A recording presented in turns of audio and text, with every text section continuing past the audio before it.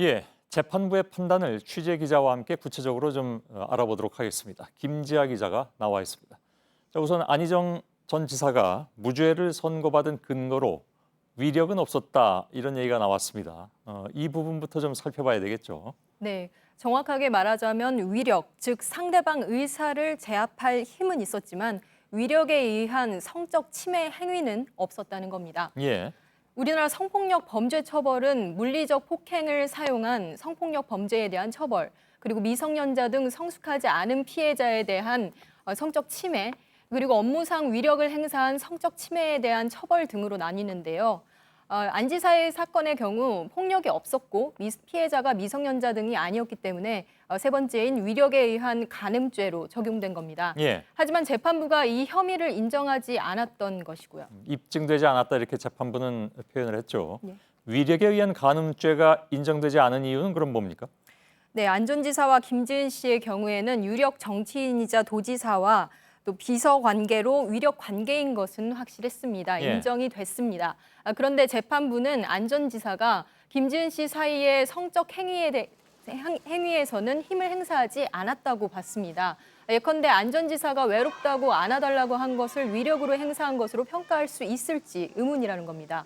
또 김 씨가 수행비서가 아닐 때도 안 전 지사가 오라고 하니 대전에서 서울까지 올라간 것도 의심스럽다고 말을 했습니다. 예. 성적 행위에서 물리적인 위력을 행사하지 않았다고 본 건데 여성단체들에서는 재판부가 위력을 좁게 해석했다고 지적하고 있습니다. 예.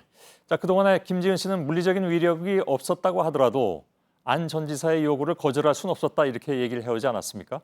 이런 김지은 씨의 진술을 받아들이지 않은 것인데 어떤 근거를 제시했습니까? 받아들이지 않은 것에 대해서는? 네, 그동안 김 씨가 주장한 피해 사례는 위력에 의한 간음 및 추행이 모두 5건입니다. 예. 김 씨는 물론 안 전 지사도 이 사건들이 발생했다는 사실 자체는 인정하고 있습니다.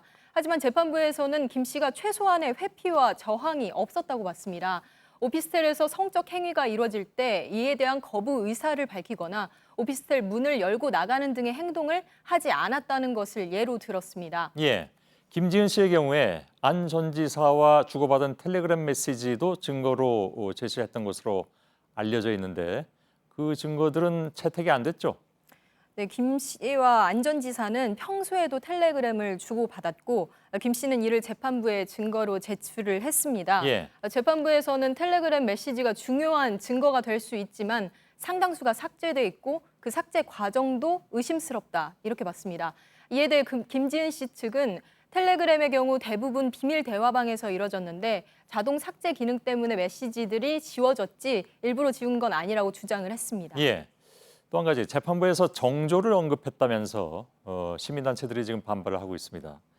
네. 어떤 맥락에서 그런 얘기가 나왔습니까?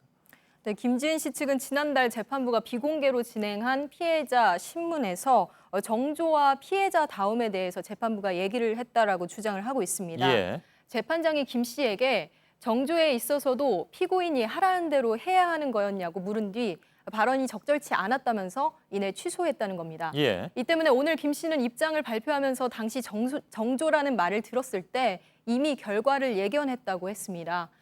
그런데 판결문에도 정조를 거론한 부분이 있습니다. 예. 처음 법이 만들어졌을 땐 정조를 침해한 것을 처벌을 했는데 이제는 성적 자기 결정권을 침해해야 처벌할 수 있다고 강조한 겁니다.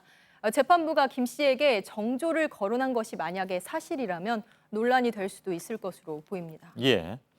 자, 판결문에는 김지은 씨가 안 전 지사의 요구에 동의를 하지 않았다라는 주장도 적시는 돼 있다고 들었습니다. 이 진술도 받아들이지 않은 근거는 그럼 뭐라고 나옵니까?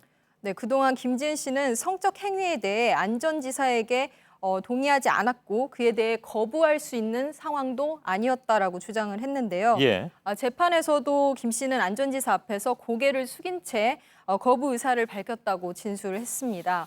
그런데 재판부에서는 당시 거부 의사가 명확하지 않았고 이후 행동을 볼 때 김 씨의 진술에 대한 신빙성이 떨어진다고 봤습니다. 특히 김 씨 진술이 맞다고 하더라도 우리 법 체계에서는 이를 처벌할 수 없다고 한 겁니다.